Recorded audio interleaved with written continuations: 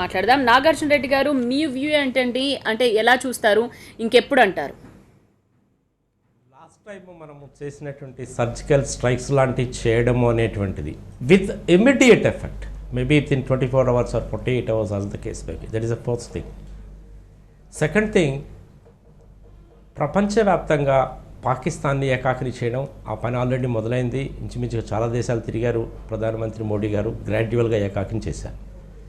మూడవది, ఆర్థికంగా కూడా వాళ్ళని దెబ్బతీయడానికి ఎన్నో అవకాశాలు ఉన్నాయి. ప్రపంచ బ్యాంక్ దగ్గరికి లోన్ కోసం వెళ్ళినప్పుడల్లా కూడాను భారత్ వాళ్ళని సపోర్ట్ చేస్తుంది, కానీ ఎప్పుడు కూడా వీళ్ళకి లోన్ ఇవ్వడానికి అవసరం లేదని చెప్పి ఎప్పుడు కూడా మనం నెగేట్ చేయలేదు. నీటి విషయంలో కూడా వాళ్ళని మీద చర్య తీసుకోవచ్చు. చైనాతో దగ్గర కనుక అయినట్టయితే కొంతవరకు ఉపయోగపడుతుంది.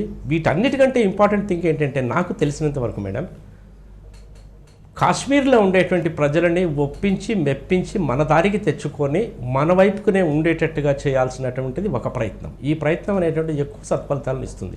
ఇప్పుడు ఏదో ఆవేశంలో మనము ఇమ్మీడియట్గా యుద్ధం చేసేయాలి, యుద్ధం ప్రకటించాలి, అది ఇది అని చెప్పి అనుకుంటాం. కానీ యుద్ధం అనేటువంటిది లాస్ట్ రిసార్ట్ కింద పెట్టుకోవాలి, కానీ ఎప్పుడు కూడా దాన్ని ప్రథమంగా ఉపయోగించకూడదు మేడం. అది వాళ్ళ దగ్గర న్యూక్లియర్ వెపన్స్ ఉన్నాయి, మన దగ్గర ఉన్నాయి, మనకి సైన్యం ఉంది, మనకి 14 లక్షల సైన్యం ఉంది, ఎన్ని మిరేజెస్ ఉన్నాయి, ఎన్ని సుకోయిలు ఉన్నాయి, దాన్ని ఎన్ని మిగ్ సిరీస్లు ఉన్నాయి, కొత్తగా రాబోయే రాఫిల్స్ ఎన్ని ఉన్నాయి, అలాగే హవల్జర్ గన్స్, హెచ్డబ్ల్యూ బీబీ గన్స్ ఎన్ని ఉన్నాయి. ఇలాంటివన్నీ కూడాను సామాన్య మానవులకు చెప్పాల్సిన అవసరం లేదు. దయచేసి టీవీస్లో కూడా నేను రిక్వెస్ట్ చేసేది ఏంటంటే, ఇన్నున్నాయి అని చెప్పి మీరు కూడా ఎప్పుడు టీవీలో చెప్పకండి.